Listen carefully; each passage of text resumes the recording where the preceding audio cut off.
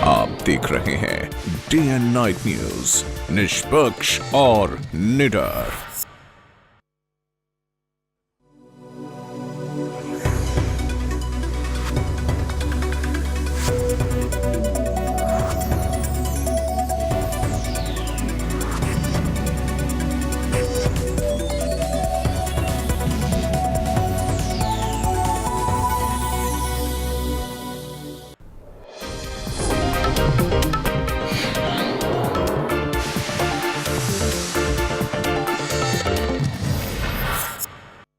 नमस्कार, मैं हूं रूपक शर्मा और आप देख रहे हैं हिमाचल समाचार। अपनी ही पत्नी के द्वारा मौत की घाट उतारे गए मंडी में बलघाटी के मनोज का शव पुलिस ने हत्या के 74 दिन के बाद बीबीएमबी की नहर से बरामद कर लिया है। हत्या के बाद प्लास्टिक के थैले में शव को डाला गया था और उसमें बड़े बड़े पत्थर भरकर नहर में फेंका गया था।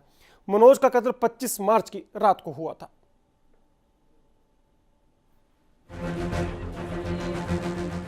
बलघाटी के बहना गांव के चर्चित मनोज हत्याकांड में बड़ी सफलता हासिल करते हुए बल पुलिस ने मनोज के शव को बरामद कर लिया है। बगी से आगे चुनाहन के पास रा गांव में मनोज के शव को नहर से बरामद किया गया है और शव को नहर से निकालने में सुंदरनगर की डाइविंग एसोसिएशन के गोताखोरों का बड़ा योगदान रहा है। शुक्रवार को गोताखोर नहर में उतरे थे, लेकिन पानी के तेज बहाव के चलते नहर की गहराई तक नहीं पहुंच पाए। लिहाजा बीबीएमबी प्रशासन को बोलकर नहर के पानी के बहाव को धीमा किया गया और कड़ी मशक्कत के बाद गोताखोर शव को निकालने में कामयाब रहे। 35 साल के मनोज का शव हत्या के 74 दिनों बाद बरामद हुआ है और शव सड़ी गली हालत में बरामद हुआ है। हत्या के बाद मनोज के शव को नहर में जहां फेंका गया था, शव की बरामदगी के बाद पता चला है कि हत्या के बाद शव को पहले प्लास्टिक के थैले में पैक किया गया था और फिर थैले को 4 बड़े पत्थरों का भार देकर बोरी में सिलकर नहर में फेंका गया था। इस केस में अगर आरोपी अपना गुनाह पुलिस के सामने नहीं कबूलते, तब शायद मनोज के शव का कभी पता न लग पाता। पुलिस ने शव पोस्टमार्टम के बाद परिजनों को सौंप दिया है। बल थाना द्वारा उसका डेड बॉडी झील से बरामद कर लिया है। गोताखोरों की मदद से पानी को मतलब कम छोड़ा गया, पंडों से उसका फ्लो कम किया गया।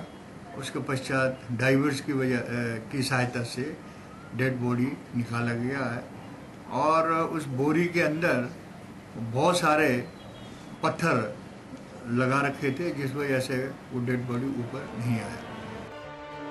बीबीएमबी की नहर से बरामद मनोज के शव को 3 हिस्सों में काटकर ब्यास नहर में फेंका गया था।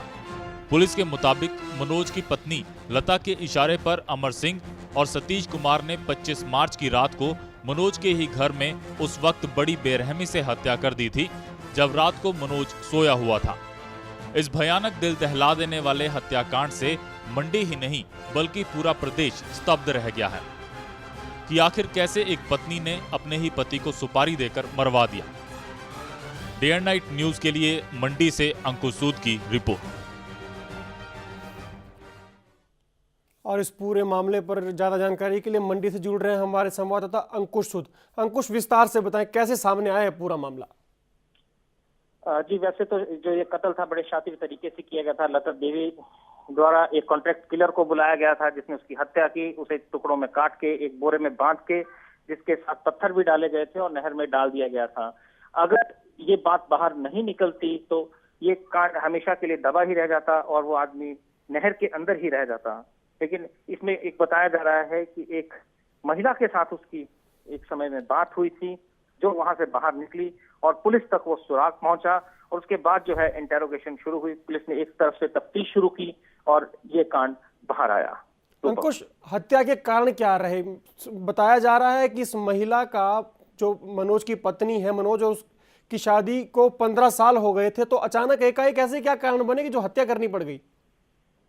जी, यही एक जो बात है वो सबको दिल दहल जाता है सुनकर कि इनकी 15 साल का वैवाहिक जीवन रह चुका है। 3 इनकी बेटियां हैं, 11 वर्ष, 10 वर्ष और 8 वर्ष की 3 मासूम बच्चियां हैं और इस महिला ने उनकी भी परवाह नहीं की और केवल पैसे के लालच में जो है अभी तक जो सामने आया है, पैसे के लालच में इसने अपने पति को मरवा दिया। बहुत बहुत शुक्रिया अंकुश इस तमाम जानकारी के लिए। तो 74 दिन के बाद मंडी जिले के बल इलाके में रहने वाले मनोज की लाश पुलिस ने बरामद कर ली है। गोताखोरों की मदद से बग्गी नहर से ये लाश निकाली गई है। 74 दिन पहले मनोज का कत्ल किया गया 25 मार्च की रात। उसके बाद उसके शव के टुकड़े करके उसे प्लास्टिक के बैग में भरा गया। प्लास्टिक के बैग को एक बोरी में डाला गया और फिर 4 बड़े बड़े पत्थरों को बोरी में डालकर उसे बग्गी नहर में डाल दिया गया। ये मामला शायद दबा रह जाता, लेकिन एक महिला जो उसी गांव की थी उसने सुराग दिया, जिसके बाद ये सारा मामला सामने आया और पुलिस कातिलों तक पहुंची।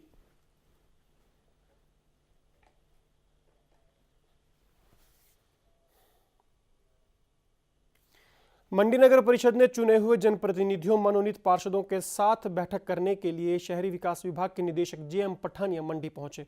उन्होंने राज्य सरकार का गुणगान करते हुए कहा कि सरकार की तरफ से कई योजनाएं चलाई जा रही हैं। पठानिया ने कहा कि ज्यादातर योजनाओं के बारे में चुने हुए जनप्रतिनिधियों को कोई जानकारी नहीं होती। इस दौरान नगर परिषद ने पठानिया से रुकी हुई ग्रांट इन एड को जारी करने की भी मांग उठाई। हिमाचल प्रदेश शहरी विकास विभाग के निदेशक जेएम पठानिया ने मंडी पहुंचकर नगर निगम के मनोनीत पार्षदों और कर्मचारियों और अधिकारियों के साथ बैठक की।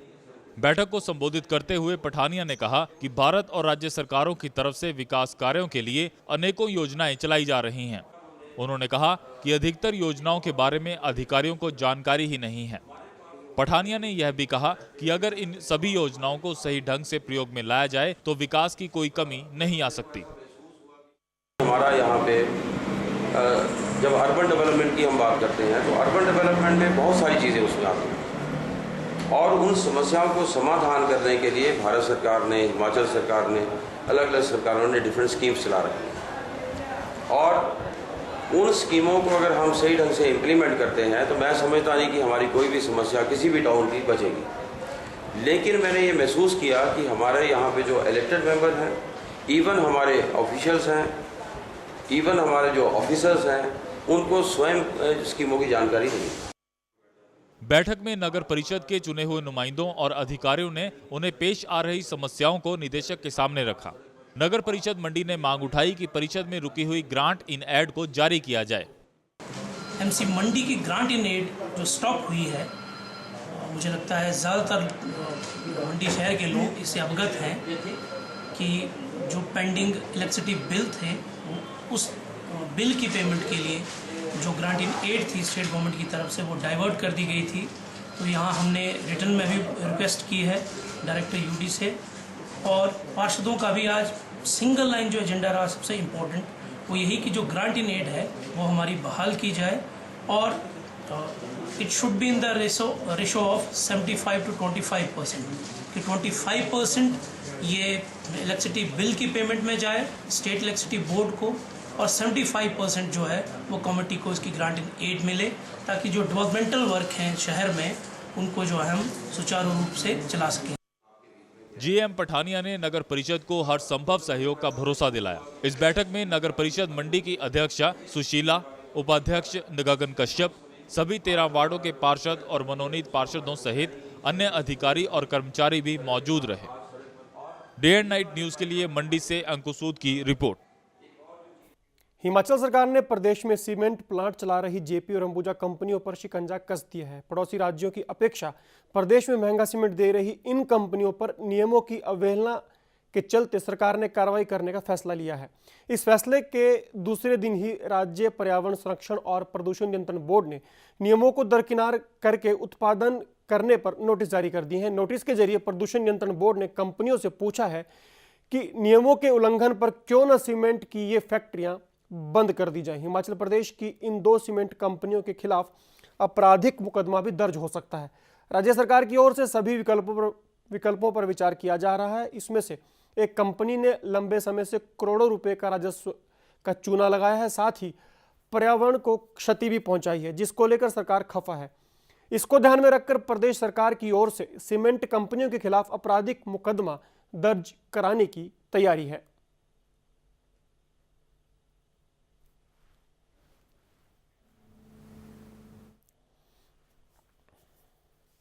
उधर किन्नौर जिले के चोलिंग के समीप उरनी ढांक में एक बड़ी प्राकृतिक आपदा कहर बरपाने को तैयार है। आशंका है कि यहां पहले ही सरक रही ढांक सतलुज की सेहत पर भारी पड़ सकती है। आसार है कि यहां हजारों टन का मलबा किसी भी वक्त भरभरा कर सतलुज में गिरकर नदी का बहाव पूरी तरह से रोक सकता है। अगर ऐसा हुआ तो सतलुज का पानी झील की शक्ल अख्तियार कर लेगा। ऐसे में वहां से लगभग 200 मीटर ऊपर स्थित भारतीय सेना का कैंप खतरे में आ जाएगा, क्योंकि मलबे से सतलुज का बहाव रुकने की सूरत में पानी कैंप तक चढ़ जाएगा।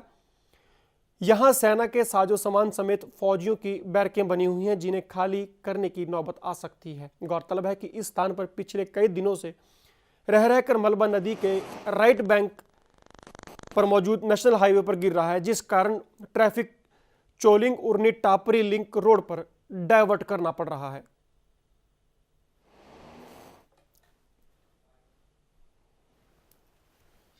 सरकार से और प्रशासन से ये मांग करता हूँ कि जो रोड उरनी से जो रोड बंद है वहाँ पर वैकल्पिक एक वहाँ पर कोई बसों की सुविधा दी जाए, जिससे कि दोनों तरफ से गाड़ियाँ लगी हो, जो वहाँ पर लोगों को आने जाने की सुविधा हो, और इधर भी गाड़ी लगाए उधर भी गाड़ी लगाए, कि जिससे कि वो जो उरनी वाया उरनी जाना जो लोगों ने है उससे उनका समय बचेगा, जिसमें इस समय 2-2 घंटे उनको लगते हैं, और उस समय को वो समय बचेगा उनका और लोगों को सुविधा भी प्राप्त होगी।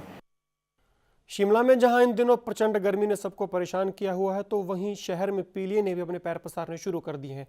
इस बीमारी के उपचार के लिए अब ज्यादातर लोग अस्पतालों का रुख करने के बजाय देसी तरीके से पीलिया का इलाज करवा रहे हैं। शिमला के बेम्बोई इलाके में लोगों की जमा ये भीड़ दरअसल पीलिया के इलाज के लिए यहाँ इकट्ठी हुई है। ये लोग किसी डॉक्टर से इलाज कराने के लिए नहीं आए, बल्कि एक हकीम से पीलिया जैसी बीमारी को जड़ से खत्म करवाने के लिए यहाँ पहुंचे हैं। करीब 75 साल के जगत राम अपने छोटे से घर में रोजाना पीलिया से पीड़ित कई मरीजों को पौराणिक देसी उपचार देकर उन्हें इस बीमारी से निजात दिलाते हैं। यहाँ उपचार के लिए आ रहे मरीजों का कहना है कि इन दिनों पानी में गंदगी होने के चलते उन्हें पीलिया का शिकार होना पड़ा। वहीं इस बीमारी से छुटकारा पाने के लिए वो अस्पताल गए, लेकिन वहां पर भी उन्हें इस बीमारी से निजात नहीं मिली। उसके बाद वो हकीम जगत राम के पास आए, जहां से देसी इलाज करवाने के बाद अब उन्हें काफी राहत मिली है। पीलिया हुआ है, 5 दिन होने वाले हैं। डॉक्टर के पास गए थे तो उससे फर्क नहीं पड़ा, फिर यहाँ पे आया, अभी 2 दिन हुए। घर में तो काफी गंदा आता है, बहुत मिट्टी आती है। एक्वागार्ड मतलब अगर देखें तो 3 महीने के अंदर बहुत मिट्टी हो जाती है उसमें। 11-12 दिन से था और 7 दिन पहले मैं IGMC में एडमिट था। 1 दिन के लिए मुझे एडमिट किया गया है, पर मुझे वहाँ से इलाज नहीं हुआ है। मुझे किसी ने कहा था यहाँ पर लिफ्ट के पास आने के लिए, और पीलिया ये एक तरह से झाड़ते हैं। प्रॉपर थोड़ा आराम है मुझे यहाँ से। वहीं देसी तरीके से लोगों का पीलिया झाड़ने वाले जगत राम कहते हैं कि 10 साल की उम्र से ही वो पीलिया का इसी तरीके से इलाज करते आ रहे हैं। बकौल जगत राम, जहां पहले पीलिया का रोग सिर्फ बरसातों के दिनों में ही पनपता था, लेकिन अब उनके पास पूरे साल भर पीलिया से ग्रसित मरीज उनके पास इस बीमारी का इलाज करवाने आते रहते हैं। कोई न तो आज इतना की है कि मेरे से रोज का कोई 150 आदमी से तो ऊपर ही होता है, इससे कम नहीं है। ऐसा है जी, 10 साल की उम्र से जब हमने काम सीखा, तो 10 साल की उम्र से अब जो है 75 एज हो चुकी है। तो हम पहले चाटते थे इस पीलिया को, होता था थोड़ा थोड़ा, कभी हो गया। शिमले में पीलिया ज़्यादा हो रहा है, 2-3 सालों से तो ज़्यादा ही हो रहा है। चाहे ठंडा है चाहे गर्मी है, ये 12 महीने का ही रिटर्न हो गया। लोगों को पीलिया से छुटकारा दिलाने के लिए जगत राम तांबे के बर्तन में सरसों का तेल डालते हैं, फिर वही बर्तन वो मरीज के हाथ में थमा देते हैं और फिर एक पत्ते को तेल में घुमाते हैं। देखते ही देखते सरसों के तेल का रंग एकदम पीला हो जाता है। सारा तेल ऐसा हो जाएगा जैसा बिल्कुल जैसा हो जाएगा गाढ़ा, बिल्कुल पीला हो जाएगा। देखो तेल सारे पानी को पकड़ लेगा। जैसा इंसान के अंदर पानी होता है, उसको ये आदमी को पकड़ लेता है अंदर, समझे आप। ये देखो, इस तेल को जितना जो पानी होगा तो सारे पानी को पकड़ लेता है और लेबर को डांस कर देता है। देखो जितना अंदर आदमी के अंदर फ्लैट होता है, चर्बी जिसको कहते हैं, वो सारा आदमी पीला पीला हो जाता है। ये देखो, जगतराम के इस नायाब और अनूठे तरीके से कई लोगों को फायदा तो मिला है, लेकिन एक बड़ा सवाल ये कि आखिर पीलिया के मरीजों में इतना इजाफा क्यों होता जा रहा है। क्या इसके पीछे स्वास्थ्य विभाग को कसूरवार ठहराया जाए या फिर नगर निगम की लापरवाही मानी जाए? शायद इसका जवाब इन दोनों ही महकमों के पास नहीं है। डे एंड नाइट न्यूज के लिए शिमला से मोहित प्रेम शर्मा की रिपोर्ट। राष्ट्रपति प्रणब मुखर्जी अपने ग्रीष्मकालीन अवकाश के लिए शिमला आ रहे हैं। जानकारी के मुताबिक प्रणब 3 दिन शिमला में रहेंगे। राष्ट्रपति 20 जून को शिमला आएंगे और 22 जून को वापस दिल्ली रवाना हो जाएंगे। महामहिम प्रणब मुखर्जी अपने परिवार के साथ शिमला आएंगे। प्रदेश सरकार को इसकी सूचना मिल चुकी है। इसके अनुसार प्रणब शिमला से 14 किलोमीटर दूर वाइल्ड फ्लावर हॉल के पास कल्याणी हेलीपैड पर उतरेंगे। वो यहां राष्ट्रपति निवास रिट्रीट में ठहरेंगे। राष्ट्रपति के शिमला दौरे को देखते हुए सरकार ने अपनी तैयारियों को अंजाम देना शुरू कर दिया है। पुलिस प्रशासन ने सुरक्षा व्यवस्था का खाका तैयार कर लिया है। प्रणब मुखर्जी का यह दूसरा शिमला दौरा होगा। इससे पहले वो पिछले साल मई माह में हिमाचल विधानसभा के 50 साल पूरे होने के मौके पर आए थे।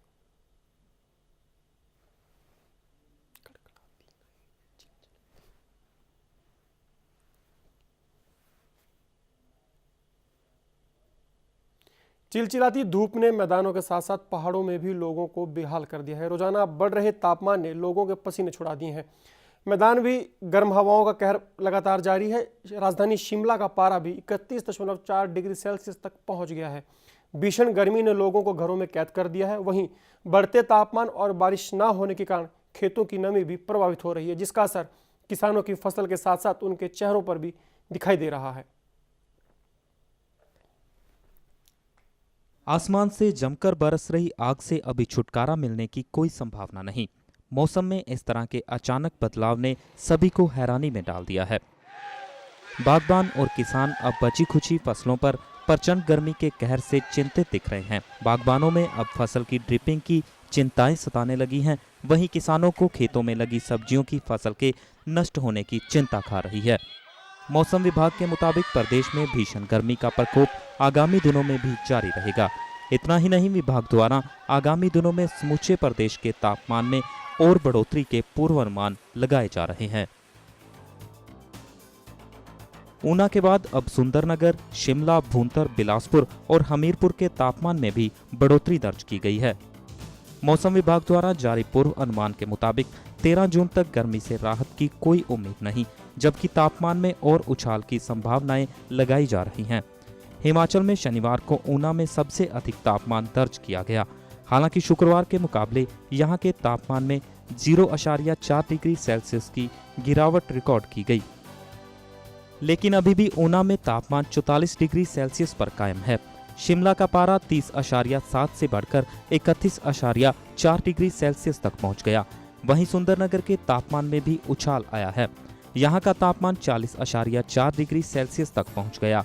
मौसम विभाग के निदेशक डॉक्टर मनमोहन सिंह ने बताया कि आगामी 13 जून तक गर्मी से राहत की कोई भी उम्मीद नहीं। तापमान का पारा चढ़ता जा रहा है और पूरा उत्तर भारत इससे परेशान है। हालात ये हैं कि दिन तो दिन रात भी आग उगल रही है और इस आग में झुलस रहा है आधे से ज्यादा हिंदुस्तान। पूरे उत्तर भारत की धरती तप रही है। लोगों को इस प्राकृतिक कहर से निजात का कोई रास्ता दिखाई नहीं दे रहा। घरों और दफ्तरों में बिजली उपकरणों की मदद से लोग काम चला रहे हैं, किंतु सड़कें सूनी नजर आती हैं। Bureau report, day and night news. 28वीं नाटक एवं नृत्य प्रतियोगिता अभिनय 2014 कार्यक्रम मुरारी मार्केट सोलन में आयोजित किया जा रहा है। इसमें पूरे देश भर से 34 टीमें और 18 प्रदेशों के 750 कलाकार भाग ले रहे हैं, जिसमें सभी अपनी कला का प्रदर्शन कर रहे हैं।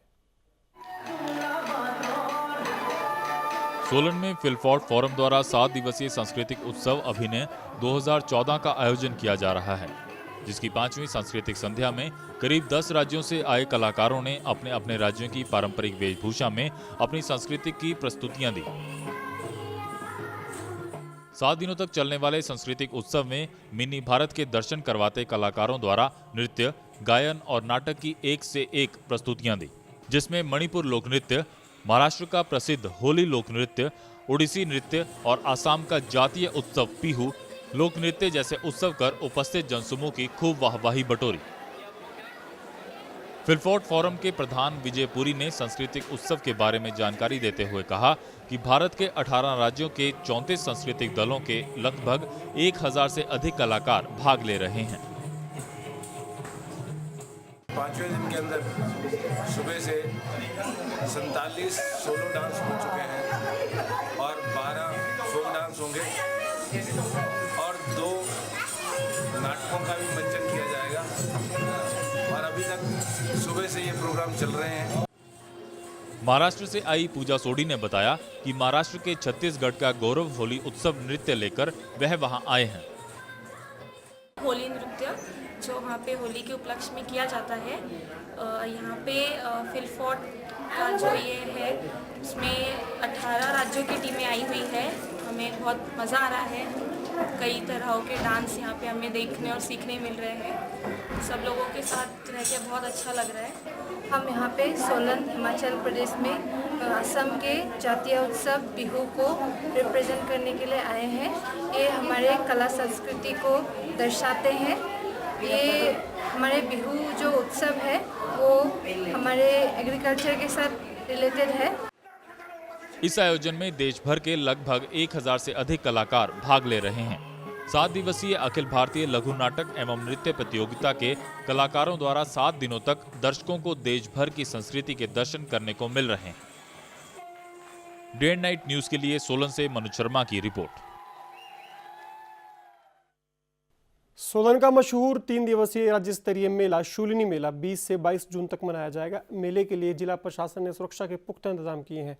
मेले के दौरान आम लोगों को किसी तरह की असुविधा ना हो, इसके लिए 3 दिन तक मॉल रोड पर सभी प्रकार के वाहनों की आवाजाही पर पाबंदी लगा दी गई है। यातायात को व्यवस्थित रखने के लिए शहर को 5 सेक्टरों में बांटा गया है। यह फैसला शनिवार को शूलिनी मेले की तैयारियों को लेकर हुई बैठक में लिया गया।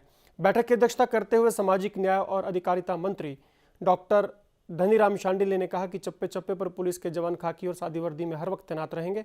शांडिल्य ने कहा कि मेले के दौरान एनएसएस और एनसीसी के 150 वॉलंटियर्स भी पुलिस की मदद करेंगे। सोलन से सटे इलाकों के लिए अतिरिक्त बसों की व्यवस्था की जाएगी। ये बसें रात के समय सांस्कृतिक कार्यक्रम संपन्न होने के बाद भी चलेंगी।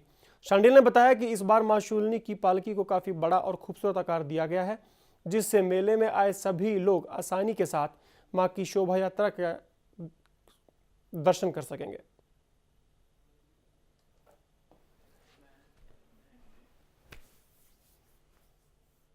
हिमाचल समाचारों में आज बस इतना ही, लेकिन आपसे कल फिर होगी मुलाकात। तब तक के लिए दीजिए इजाजत। नमस्कार। खबरों की दुनिया में आइए, हमारे साथ कहीं भी और कभी भी जुड़िए। हम मिलेंगे फेसबुक पर, हम दिखेंगे यूट्यूब पर, हमें फॉलो कीजिए ट्विटर पर। खबरों के साथ बने रहिए रात दिन।